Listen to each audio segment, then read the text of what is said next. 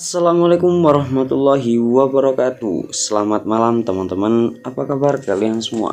Semoga tetap dalam keadaan sehat walafiat ya. Dan tentunya dalam lindungan Allah Subhanahu wa taala. Di kesempatan pada malam hari ini aku akan melanjutkan cerita yang dimana seorang pendaki diteror habis-habisan oleh makhluk gaib yang ada di Gunung Merbabu hingga dia dan teman-temannya disesatkan. Nah, buat teman-teman yang belum tahu cerita atau part satunya bisa banget nih ditonton di deskripsi ya linknya. Jadi kemarin di part 1 itu Rian dan teman-temannya udah nyampe di Sabana dan mendirikan tenda. Di sini teman-teman dari Rian semua udah pada tidur, hanya tinggal Rian saja yang belum tidur. Dan di sini Rian itu mencoba untuk tidur dan dia udah mencoba banyak banget cara agar dia bisa tidur, tapi dia tetap gak bisa tidur. Akhirnya dia kayak ngeluh gitu dan ngomong dalam hati, sebenarnya dia itu salah apa sih gitu, apa yang diperbuat sama dia kok sampai dia diperlakukan seperti ini, dia diteror seperti ini gitu. Dan kenapa hanya Rian saja? Nah, jawabannya seperti apa? Kita cari tahu di part ini. Buat teman-teman yang suka cerita-cerita seperti ini silahkan like ya. Dan jangan lupa share-share juga. Oh ya, yang belum subscribe silahkan subscribe terlebih dahulu. Oh ya, buat teman-teman yang punya cerita-cerita horor menarik, silakan langsung kirim ke email yang udah aku siapkan di kolom deskripsi ya. Oke, gak usah terlalu lama lagi dan gak usah basa-basi lagi, langsung saja kita ke ceritanya. Sebelum tengah malam, jangan tonton sendirian.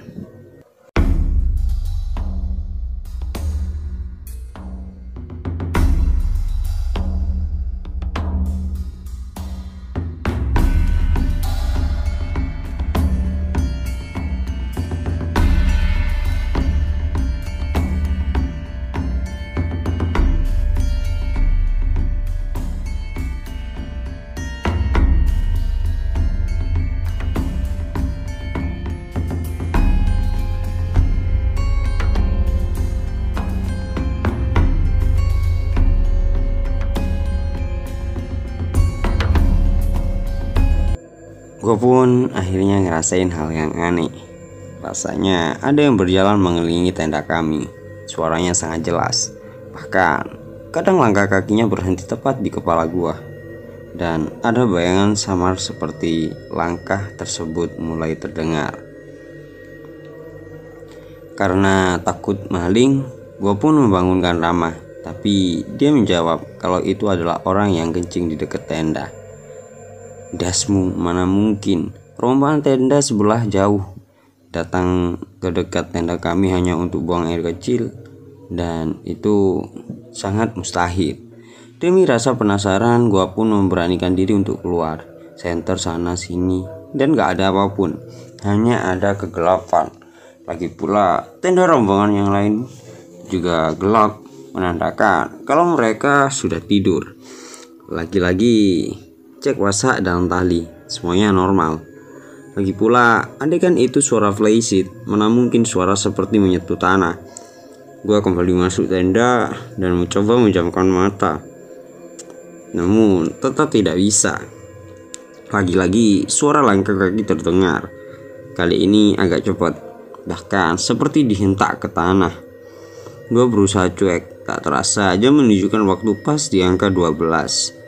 Lama-kelamaan gangguan bertambah. Kali ini ditambah seperti ada yang memainkan sekop, ditancap-tancap ke tanah dan berulang-ulang. Suaranya terdengar acak, kadang di teras tenda, arah kaki hingga dekat kepala. Apes, begitulah kenyataannya. Gua masih berusaha memaksakan untuk tidur. Waktu berjalan begitu lambat, gangguan terus berlangsung dan gua mencoba untuk cuek. Sebenarnya mulut gua mencoba untuk cuek, dan di sini mulut gua udah nguap beberapa kali. Mata terasa lelah, tapi ketika nyoba merem, semua gangguannya tambah parah. Rasanya kalau merem tuh gak bisa bayangin selain sosok cewek. Di luar berasa rame karena langkah kaki dan sekop. Pengen nangis tapi gak bisa. Gua hanya bisa ucap istighfar dan berdoa sebisa-bisanya. Lihat jam tangan sudah 12:30. Gua ngedenger rombongan tenda yang ada jauh sudah bangun karena terdengar orang yang sedang ngobrol. Agak sedikit lega, ternyata gua gak melek sendirian walaupun agak jauh di sana. Akhirnya gue coba maksain sebisa mungkin untuk tidur. Namun bukannya bisa tidur, gangguan malah tambah parah. Gue hampir bisa tidur dan rasanya udah hampir masuk ke alam mimpi. Altar tenda kami seperti ada yang memukul dengan kencang, tepat di atas kepala. Pada saat itu gue benar-benar ngerasa down dan panik parah. Gue coba untuk bangunin teman-teman tapi gak bisa. Mereka terus tidur tanpa ngerasa keganggu. Gue mencoba untuk terus tetap tenang, tapi hati kecil gue ngerasa nyerah menghadapi ini semua. Setelah kejadian tersebut, gue makin gak bisa tidur. Gue nyerah dan mencoba ikhlas untuk terus terbangun di tengah gangguan yang ada di luar. Untung ada HP, setidaknya ada hiburan. Suara obrolan tenda rombongan lain masih jelas terdengar. Setelah membaca beberapa paragraf e-book, jam menunjukkan pukul 1. Rohman terbangun dari tidurnya. Ia merasa haus dan langsung minum. Mumpung Rohman bangun, gua mau meriksa keadaan di luar sambil lihat tenda rombongan lain yang suaranya berisik sampai terdengar ke tenda kami. Dan ketika aku keluar, tenda rombongan lain masih gelap. Itu berarti suara yang ngobrol bukan dari mereka. Gua pun perhatiin dengan seksama asal suara tersebut. Dan ternyata suara tersebut berasal dari semak-semak di arah kanan. Gua langsung masuk tenda. Dan suara obrolan tersebut berubah menjadi suara tawa terbahak-bahak. Gua dan Rohman pun ketakutan. Perlahan-lahan suara obrolan itu pun hilang dan suasana kembali menjadi hening. Rohman bisa kembali tidur, sedangkan gua masih nampak segar. Game di ponsel menjadi pilihan dengan segala ketakutan gua. Coba lawan agar tidak begitu stres. Suara burung berkicau terdengar di atas tenda kami. Aneh, ternyata saat itu sudah jam 1:30. Ngantuk pun sudah mencapai maksimal, tapi mata terus-terusan menolak untuk terpejam. Entah, gua tiba-tiba ngomong sendiri, minta untuk dikasih tidur. Gak apa-apa, walaupun cuma setengah jam. Setelah pada saat itu gua minta hal tersebut, gua benar-benar tidur dan benar-benar hanya setengah jam. Jadi jam 2 gua bangun dan berasa udah tidur berjam-jam lamanya. Gak ada rasa capek dan pegel sama sekali. Gua pikir setelah gua tidur gangguan akan berakhir, tapi masih belum. Cooking set yang ada di teras tenda terdengar jatuh seperti ada yang menendang. Gua kaget, cepat-cepat buka tenda dan ternyata cooking set masih utuh dan gak bergerak sama sekali. Dan masih ada di tempat semula. Gua udah gak tahan, akhirnya gue bangunin Rohman dan Rama dengan alasan masak untuk prepare summit. Padahal sebelumnya kita janjian masak sekitar jam 4. Tapi karena gue udah gak tahan, gue paksa mereka untuk bangun. Dari situ teror malam tersebut berakhir. Jam 3 kurang, akhirnya kami mulai memasak. Arya dan Aris bangun beberapa menit setelah kami mulai menyalakan kompor. Nampaknya kejadian aneh pun menimpa mereka berdua. Hal itu terlihat dari wajahnya yang terlihat gelisah. Kami pun masak sarapan untuk summit nanti. Setelah semuanya matang, kami langsung menyantap nasi liwet dan goreng tempe yang dimasak Rohman. Kemudian sekitar jam 3:30 kami bergegas untuk melanjutkan perjalanan menuju puncak. Terdengar suara langkah rombongan lain yang melewati tenda. Kami pun menyapa dan menawarkan camilan. Kira-kira ada hampir 6-7 rombongan yang melewati tenda kami. Cukup banyak, mungkin rombongan tersebut mendirikan tenda di Sabana 1. Setelah ganti pakaian untuk summit dan memasukkan segala alat dan logistik yang perlu dibawa, kami pun keluar tenda, melakukan peregangan agar badan tidak kaku. Ternyata tenda rombongan lain masih gelap, nampaknya belum bangun. Sekitar jam 4 setelah berdoa, kami pun pergi menuju puncak. Menuju puncak, kami melewati beberapa bukit turun naik. Terlihat sorotan lampu pendaki lain yang hampir mencapai puncak. Selama perjalanan, kami gak bertemu rombongan yang mendahului fast tadi di tenda. emang beda setengah jam sih. Mungkin mereka udah jauh. 1 jam perjalanan, fajar mulai nampak perlahan di tengah dinding merbabu. Kami pun istirahat sejenak, memandangi langit-langit yang sangat indah. Tak berselang lama, kami pun sampai di puncak merbabu, puncak Genteng Songo. Anehnya, kami tidak bertemu dengan para pendaki yang melewati tenda tadi subuh. Kami coba berpikir positif, mungkin mereka melanjutkan perjalanan ke puncak Syarif. Kami pun memasak air panas dan menyantap camilan yang kami bawa. Sambil foto-foto, lautan awan merbabu sangat begitu indah dalam hati. Tak sia-sia diganggu semalam suntuk jika seperti ini hasilnya. Gak lama rombongan tenda-tanda tetangga yang semalam mendirikan tenda di Sabana 2 bersama kami datang. Setelah ngopi dan makan camilan, kami melanjutkan perjalanan menuju puncak Syarif. Trek lumayan cukup terjal, hampir 1 jam. Kami pun sampai. Ternyata di sana juga sepi, tidak ada siapapun kecuali kami. Lantas, kemana rombongan yang tadi lewat? Sekitar jam 9 kami memutuskan untuk kembali turun ke tenda, kembali melatih puncak Genteng Songo dan bertemu beberapa rombongan pendaki lain. Foto di Tugu dan sempat melipir ke puncak triangulasi, kemudian langsung turun menuju tenda. Akhirnya kami sampai di tenda sekitar kurang dari jam 11. Karena agak sedikit kelelahan, kami pun merebahkan diri dan tidur. Lumayan untuk gua yang semalam cuma tidur setengah jam. Ternyata kami tidur lumayan pulas. Tak sadar waktu sudah menunjukkan ke angka 2. Rahmat dan Rahman ternyata sudah lebih dulu bangun untuk mengabadikan berbagai momen. Gua langsung beres dan packing barang-barang dalam tenda. Gua masak sisa logistik yang ada, ngisi tenaga untuk perjalanan turun nanti. Yang lain packing dan beres-beres tenda. Sekitar jam 3 kita pun makan.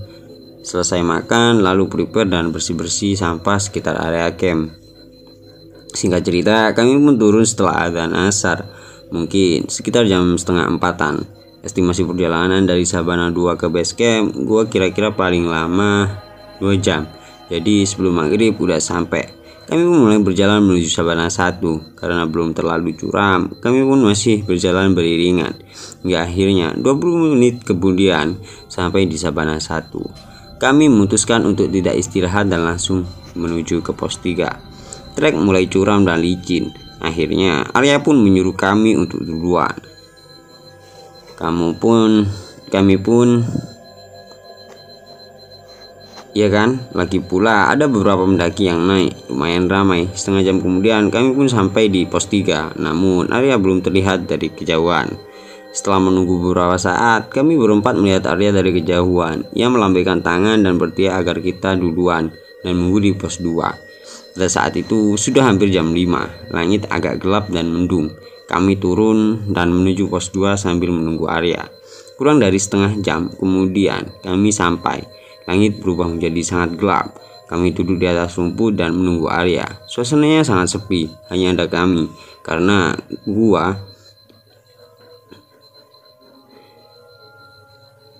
gua rasa ini pasti ketemu malam. Akhirnya gua nyuruh teman-teman yang lain untuk pakai headlamp. Adzan maghrib terdengar berkumandang. Tak lama dari situ Arya datang dengan muka yang sangat pucat. Ia minta minum dan sedikit waktu untuk beristirahat. Kami pun mengiyakan. Lagi pula sudah dekat dengan trek, hanya turun. Arya hanya terdiam dan di sini aku coba untuk tanyain. Dia hanya menggeleng-geleng, mungkin kecapean. 15 menit kemudian kami menggunakan headlamp dan turun. Kali ini gue dan Rama sepakat untuk atur posisi. Tidak boleh ada yang terpisah. Gue di depan dan Rama paling belakang. Gue mengusulkan untuk mengatur posisi karena sudah merasakan hal yang gue rasa cukup aneh. Bagian punggung dan leher gue tiba-tiba panas, badan serasa kaku. Akhirnya gue minta Rama untuk nepuk dan baca doa. Lalu semuanya hilang, badan gue kembali normal.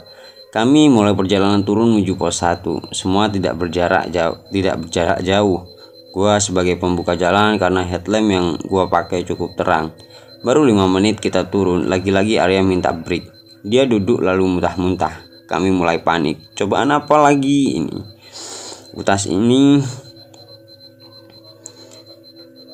Setelah melihat Arya muntah-muntah, gua langsung keluarin P3K, pakein thermal blanket karena takutnya itu gejala hipo.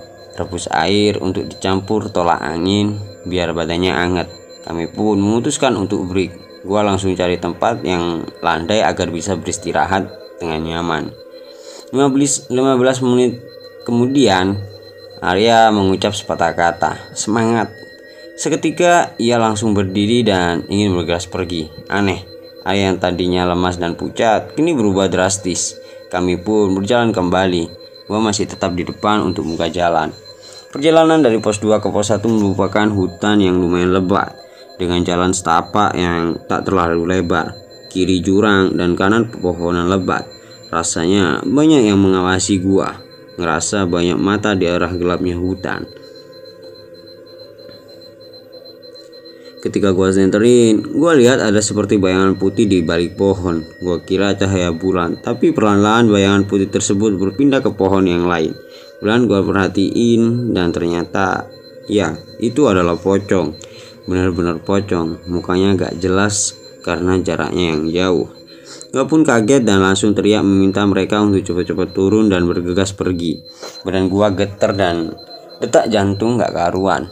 Tak lama dari situ pos simpang macan terlihat. Ayah minta break sebentar. Gua iyakan asal jangan terlalu lama. Pikiran gua udah kacau banget. Tak berselang lama kami pun pergi meninggalkan pos macan. Sepanjang jalan hanya ada suara burung dan daun. Kami terus berjalan. Sesekali kami break. Mungkin sudah habis energi. Akhirnya gua ngerasa ada hal yang ganjil. Di depan ada perjalanan jalan. Padahal jelas ketika naik gak ada cabang jalan. Gua pun bingung milih jalan. Kami berempat berhenti untuk berdiskusi. Akhirnya kita pilih jalan ke arah kanan karena kami berpikir jurang adalah sebelah kiri. Belum ada pikiran negatif apapun. Gua coba untuk selalu berpikir jernih dan menghibur diri sendiri. Semuanya berjalan seperti tidak ada apa-apa. Kami di sepanjang jalan terus ngobrol agar suasana menjadi hangat. Gua cek jam tangan, ternyata masih jam 7. Gua berpikiran belum terlalu malam, jadi tidak mesti buru-buru untuk sampai ke base camp. Singkat cerita, gua ngerasa ada yang janggal. Gua ngerasa hampir 1 jam gua jalan, tapi anehnya gak sampai-sampai. Padahal gua naik dari pos 1 ke simpang macan pun gak lebih dari 1 jam. Untuk memastikan, gua ambil tali prusik dan nandain dahan pohon.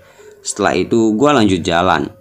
Gue ingat ketika nandain masih sekitar jam 8 kurang. Tapi anehnya jam gue balik lagi ke jam 7.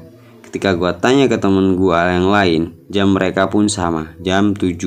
Hanya gue mungkin salah lihat. Tapi ternyata ketika gue jalan lagi, gue nemuin pohon yang ada tali perusiknya. Dan ya benar, itu adalah tali yang gue tandain ke pohon. Gue bener-bener kaget, tapi gue coba pendem sendiri. Kau coba berdoa dan minta perlindungan. Kami pun lanjut jalan. Selang 15 menit kemudian, gue coba absen teman-teman yang lain dengan berhitung.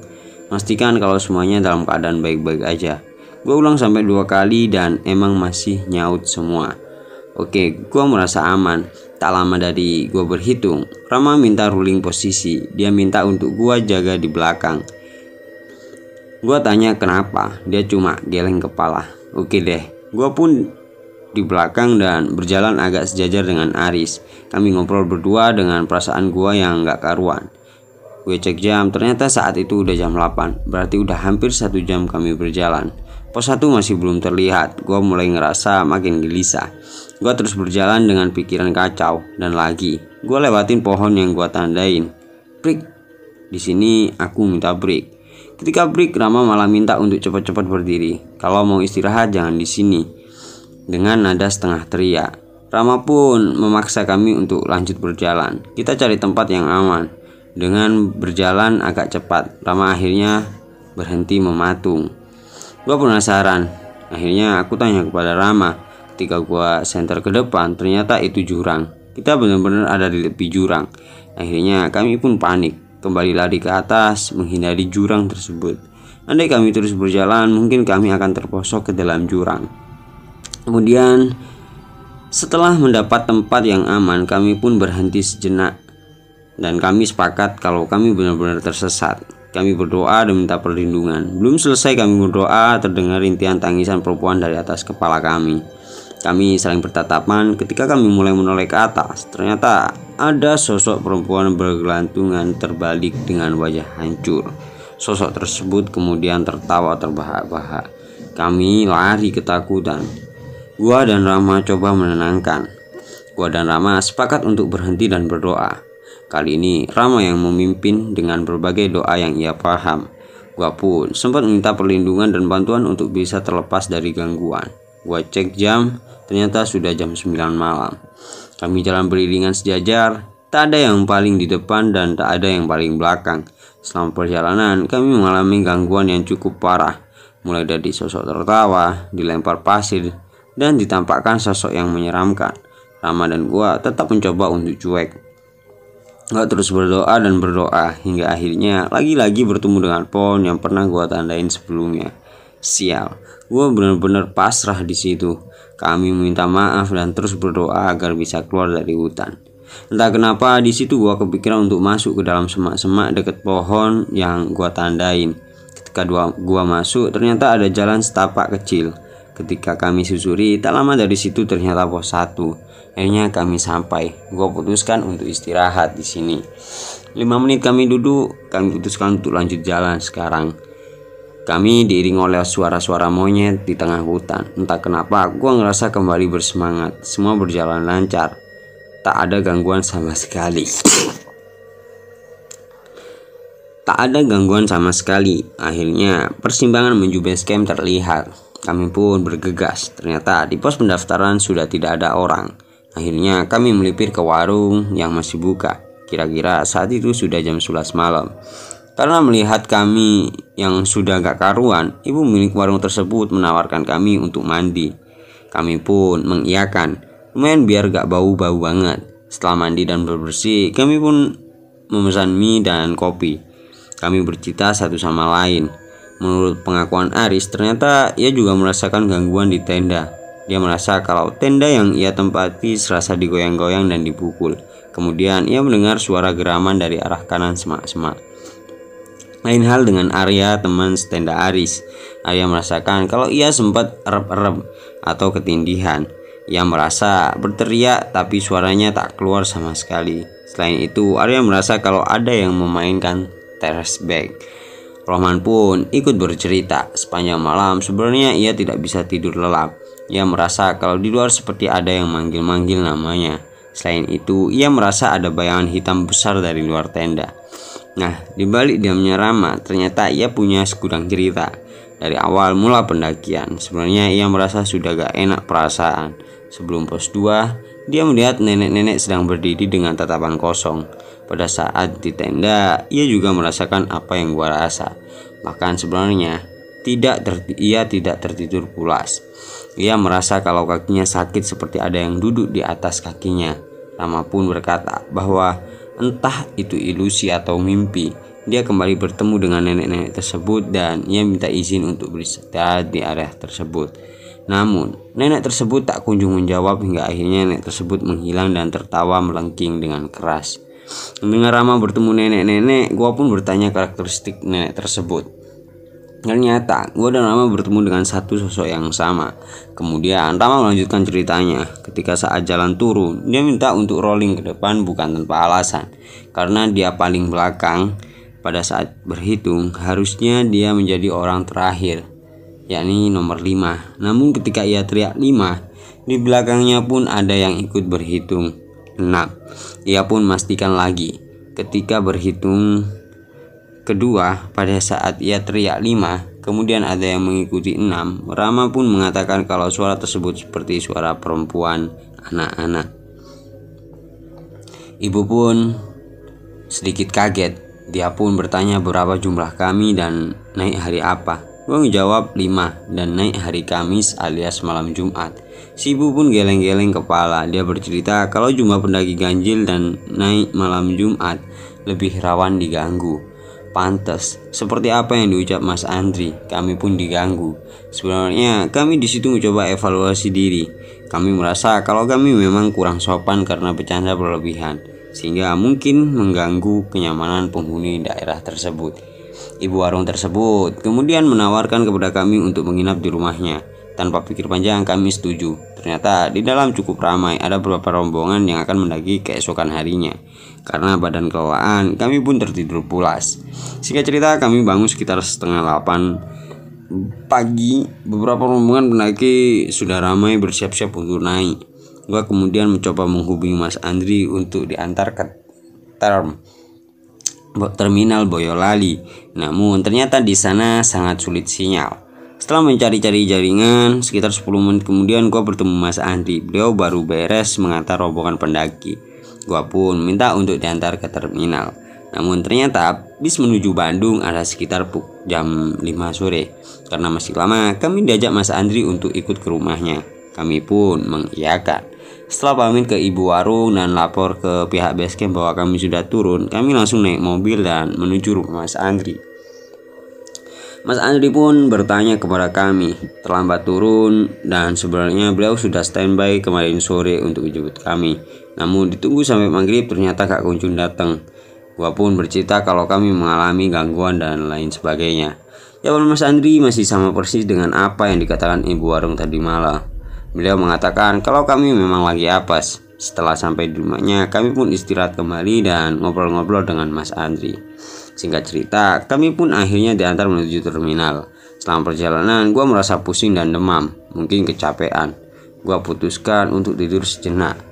Tak lama kemudian kami sampai di terminal. Kami langsung mengambil barang bawaan di bagasi dan lalu kemudian pamit ke Mas Andri. Namun ada hal yang aneh.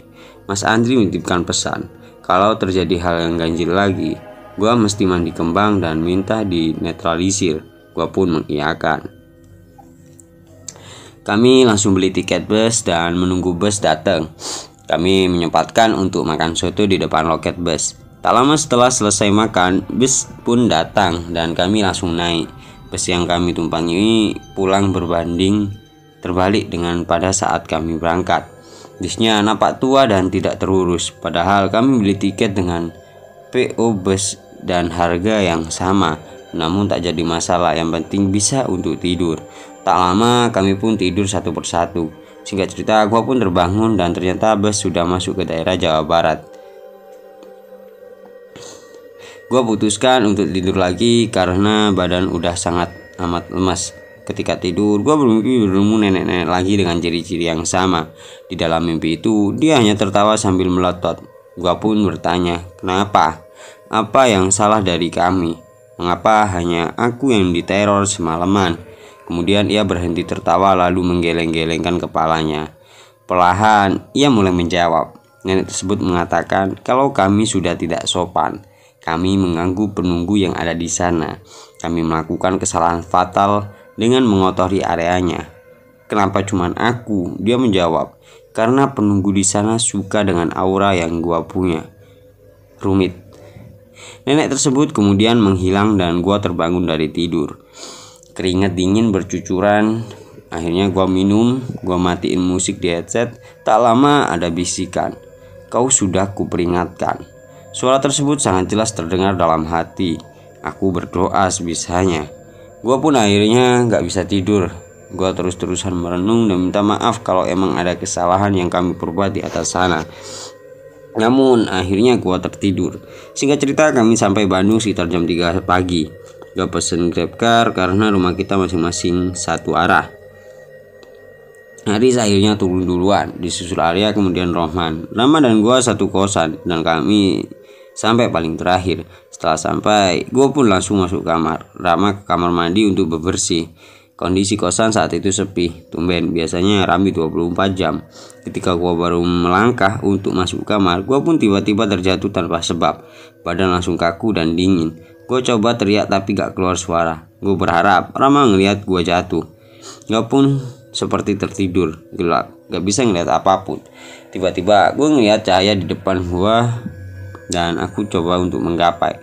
Cahaya itu semakin jauh. Gue terus lari dan lari hingga akhirnya gue berhasil gapai cahaya tersebut. Gua seketika bangun dan di samping gua ada Rama lagi main HP. Ketika gua bangun, dia pun menggerutu kesel. Katanya, ngapain lu tidur di depan pintu?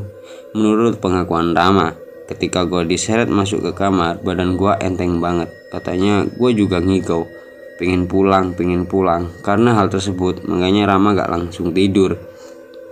Gua pun memutuskan untuk ganti baju dan bebersih. Setelah itu akhirnya gua bisa tidur. Gua kebangun sekitar jam 11. Badan udah berasa enak dan lumayan segar. Rama ternyata pergi ke rumah kakaknya dan rencana menginap di sana.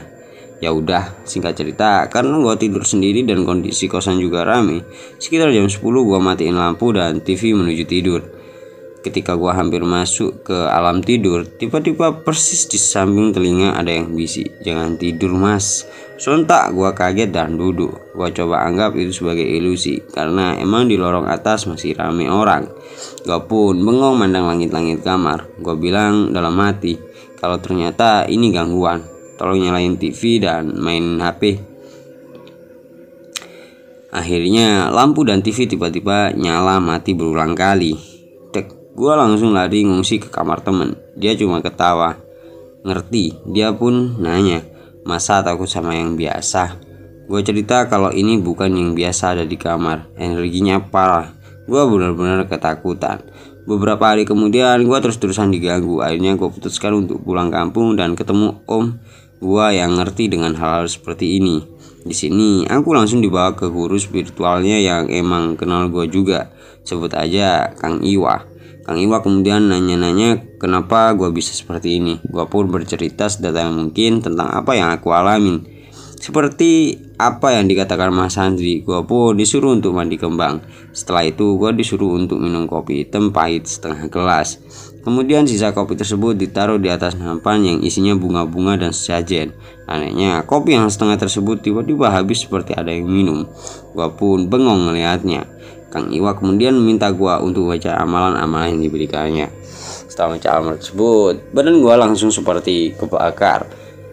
Gua teriak sekencang-kencangnya. Kemudian Kang Iwa mengusap leher gua. Ya pun membacakan doa-doa. 10 menit berselang, akhirnya gua kembali normal. Tapi badan lemes banget. Untuk berdiri aja kayaknya susah. Lanjutnya,